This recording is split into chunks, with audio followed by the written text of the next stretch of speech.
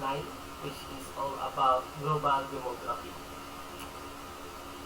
So what is demography? So demography is the statistical or scientific study of human population. And it also a scientific study of human population primarily with respect to the size, the structure, and their development. And another definition of demography, it is also a complex discipline that requires the integration of various social scientific data. So demography is the study of the population, relationship, race, age, and social status of society. Basically, it is not just all about the total number or population of a certain society, but to have or to identify or to have an in-depth study of the proximate cause why the population of a certain society is either increasing or decreasing. Question: what is the importance of demography? So, demography plays vital roles, especially in economic, environment, and especially health aspect. For instance, we may experience or we have experienced in the last years about the outbreak of disease, and eventually it become a pandemic, no?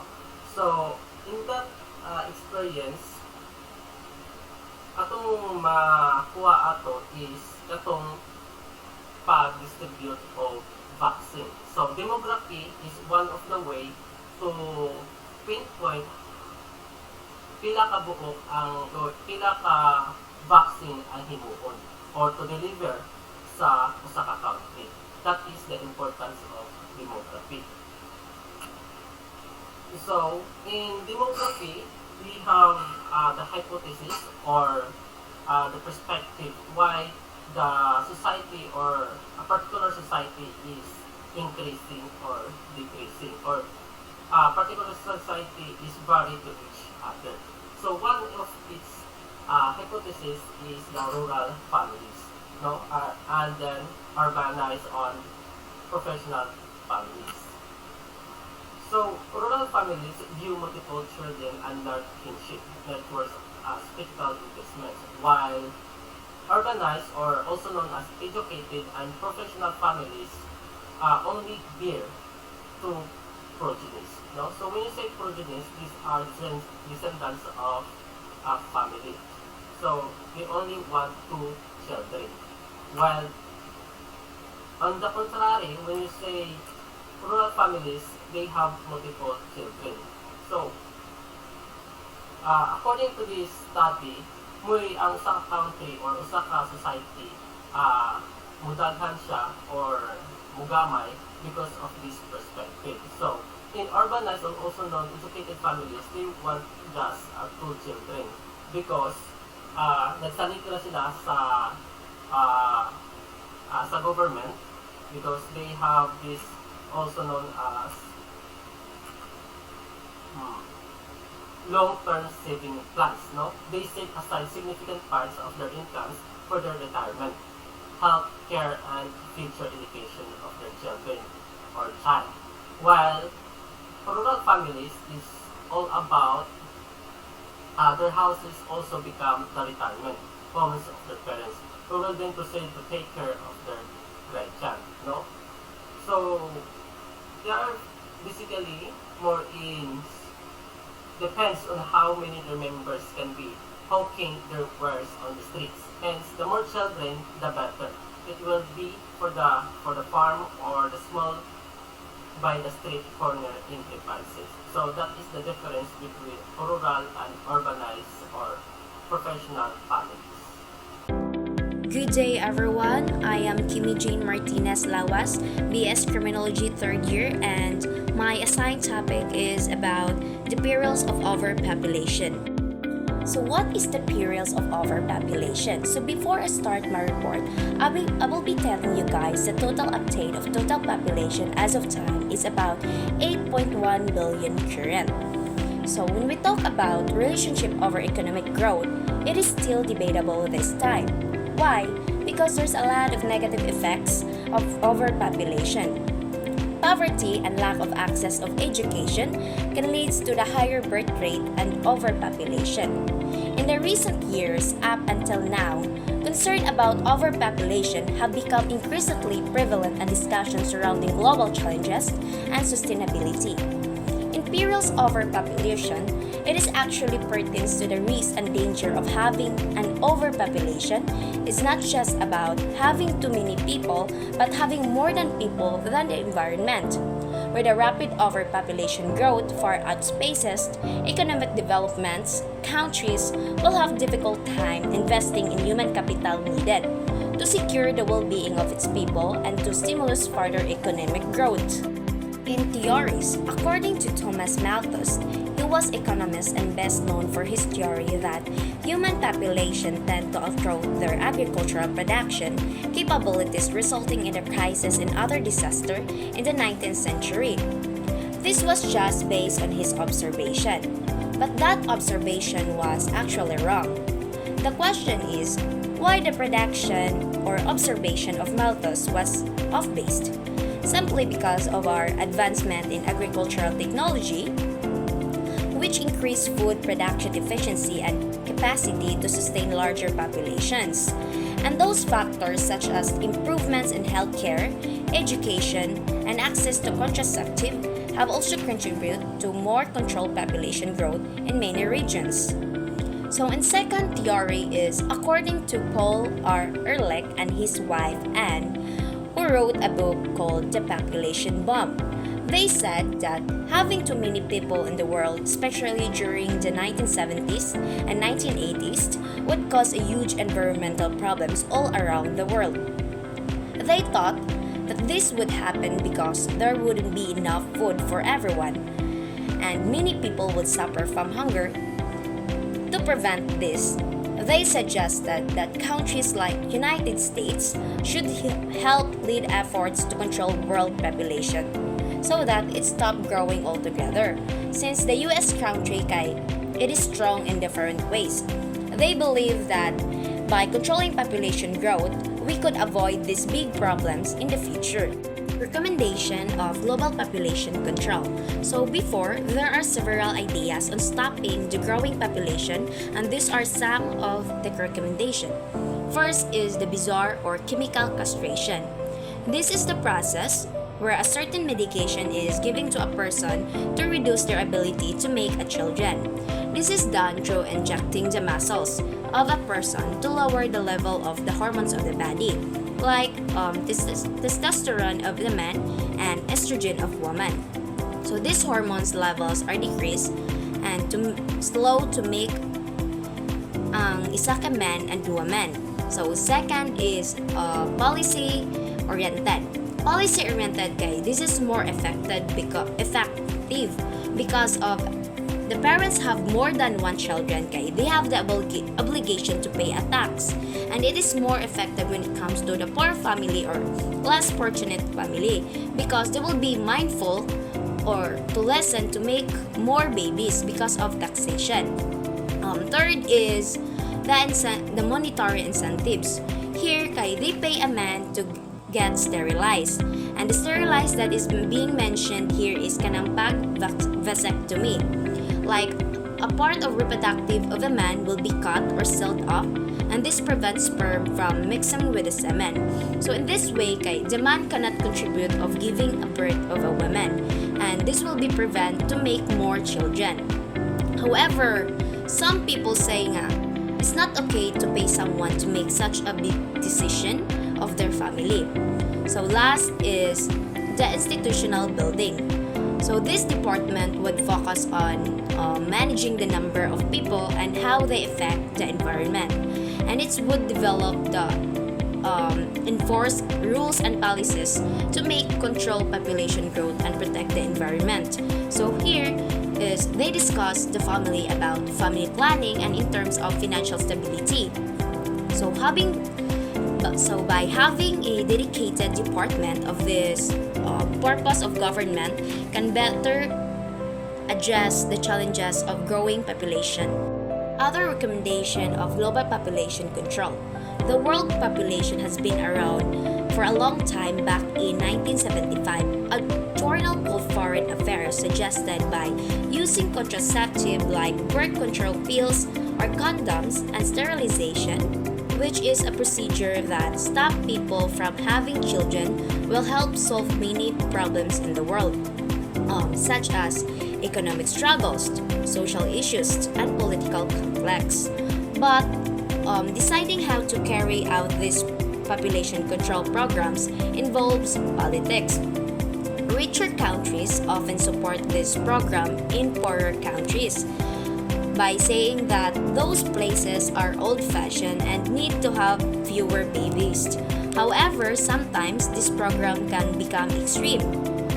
For example, in China, their government enforced strict policies where the family allowed one children policy, and if people have more children, they might be forced to get sterilized, meaning they couldn't have any more babies. This resulted in millions of people being sterilized against their will. Similar things happen in Vietnam and Mexico, where the large scales of sterilization was forced upon people.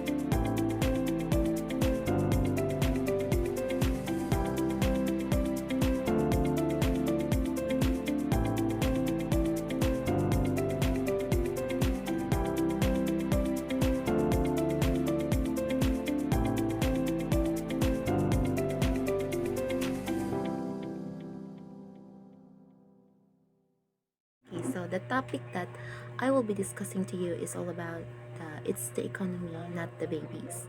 So the use of population control to prevent economic crisis has its critics. Betsy Hartman disagrees with the advocates of neo-Malthusian theory and accused government of using population control. So we also have the critics for Malthusian theory. They say it's the economy, not the babies. Says Betsy Hartman, it's not fair for the US government imposing the health bill because either trying to control population, it is a substitute for social justice, and they are avoiding the non-reforms distribution, the employment creation, and what seems like they are avoiding their responsibilities, which is by the imposing of health bill. 1960s, population growth and growth aided economic development.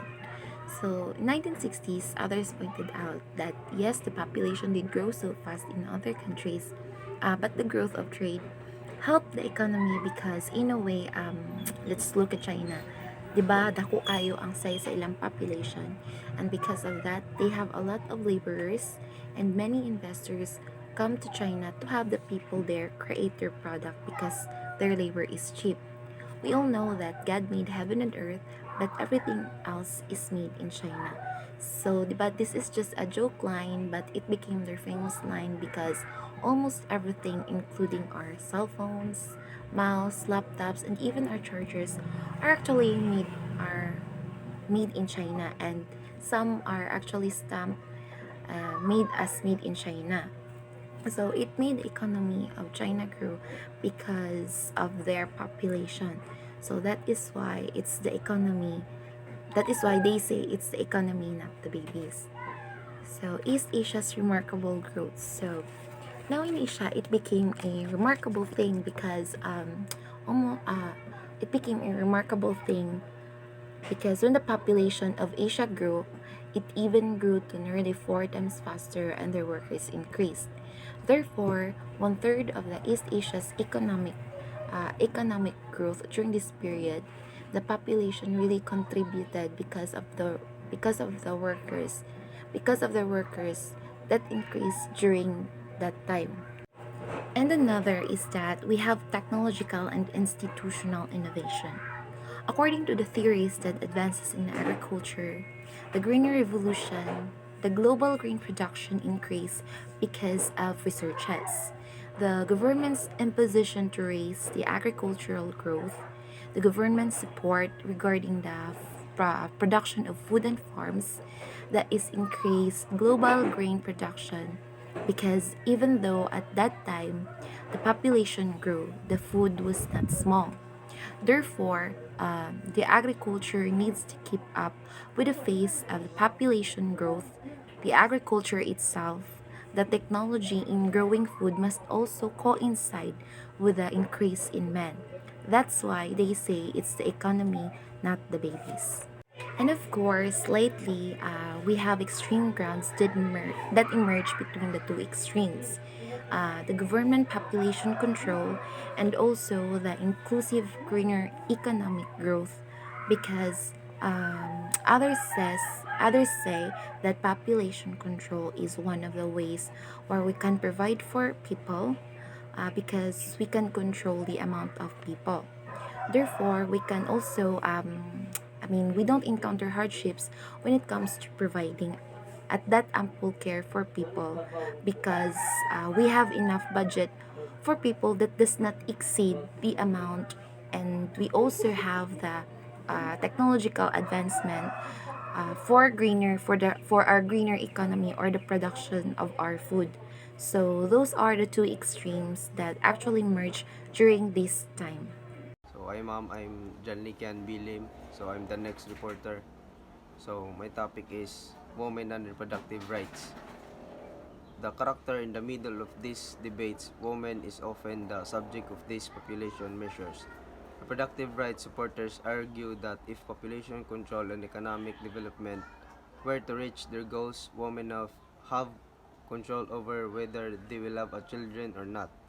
And when they will have their pregnancies, if any. By giving women this power, they will be able to pursue their vocation, be, be the economic, social, or political, and contribute to economic growth. So this topic is about empowering women to have a control about their reproductive lives, and also it refers the legal rights and freedoms for women have regarding their reproductive their reproductive health and decision. So in the book stated that women before have the right to control growth population. So the government before legalized abortion as a solution or remedy to the growth of population. Abortion as means of population control program.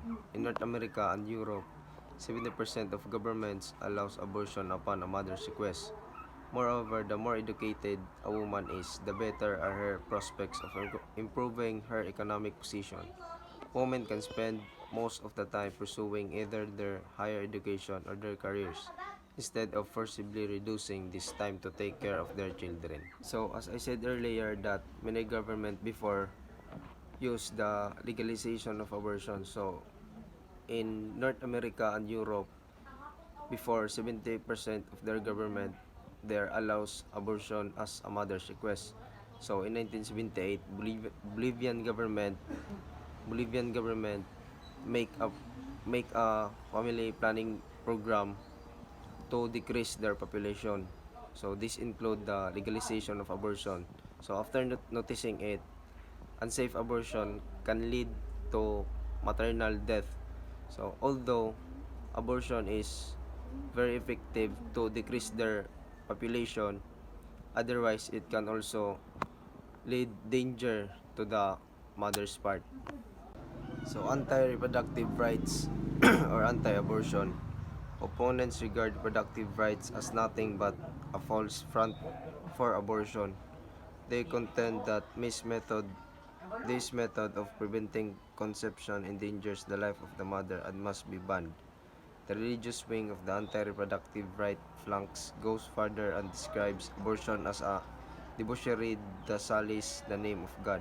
It will send the mother to hell and prevents a new soul, the baby, to become human. This position was politically powerful one party because various parts of the developing world remained very conservative. Unfailing pressure by Christian groups compelled the government of Poland, Croatia, Hungary, Yugoslavia, and even Russia to impose restrictive reproductive health programs, including making access to condoms and other technologies difficult. So the two topic earlier talks about the legalization of abortion. So in this topic, anti-abortion. So instead abortion, there are many other ways or remedy to control the growth of population. So in Christian group or country, they have an access of condoms or other contraceptives as means of controlling their population. So sa tuang lugar sa diris Pilipinas, kabalo mo jud ta na makakasala sa Ginoo ang pag-abort sa bata. So dili lang sa Ginoo ta makasala. So there is a law punishing abortion in our country which is the Article 256 of the Revised Penal Code, intentional abortion. Good day, ma'am. My name is Darwin Gilaranyo, and I am the last reporter of the Group 6, the feminist perspective. Feminists approach the issue of reproductive rights from another angle. They are foremost against any form of population control because they are the compulsory by nature, resorting to a carrot and stick approach that actually does not empower women. They believe that the government assumption that poverty and environmental degradation is the cause of overpopulation are wrong. These factors ignore other equally important causes, just like unequal distribution of wealth, the lack of public safety net, just like universal health care, education, and gender equality program. Feminists also point out that there is a very little evidence that point to overpopulation as the culprit behind poverty and ecological devastation. In 1994, the goal of United Nations International Conference on Population and Development suggests recognition on this issue.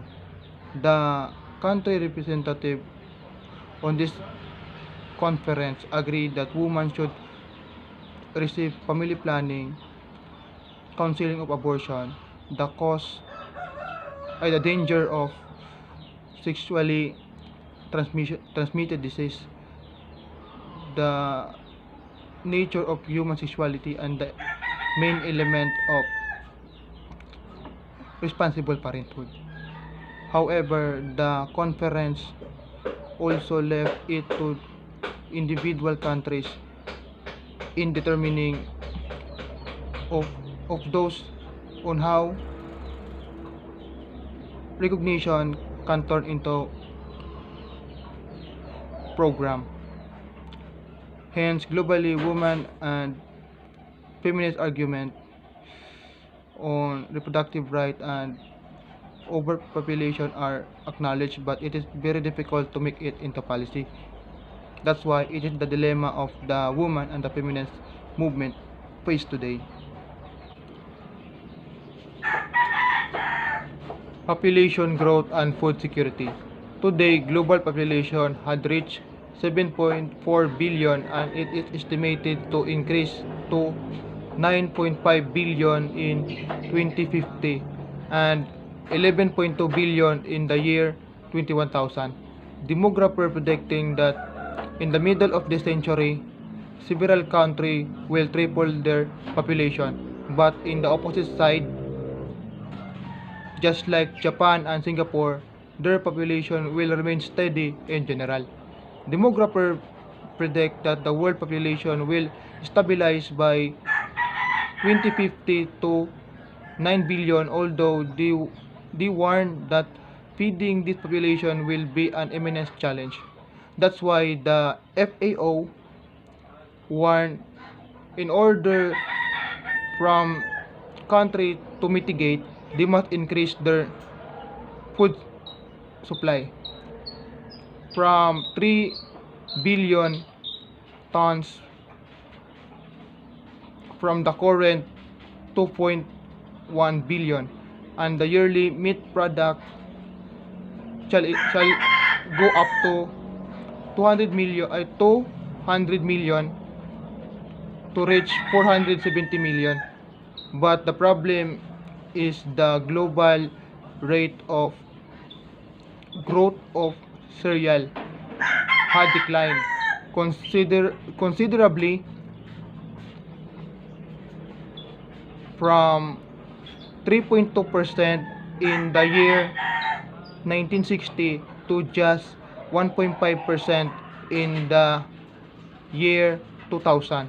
That's why the FAO recommends that country should increase their investment in agriculture, craft long-term policy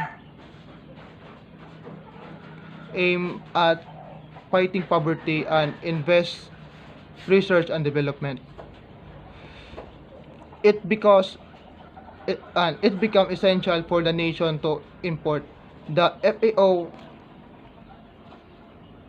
therefore enjoy government to keep their market up open and to eventually moves toward a global trading system that is fair and competent and that contribute to a dependable market for food. And that is all my report. Thank you.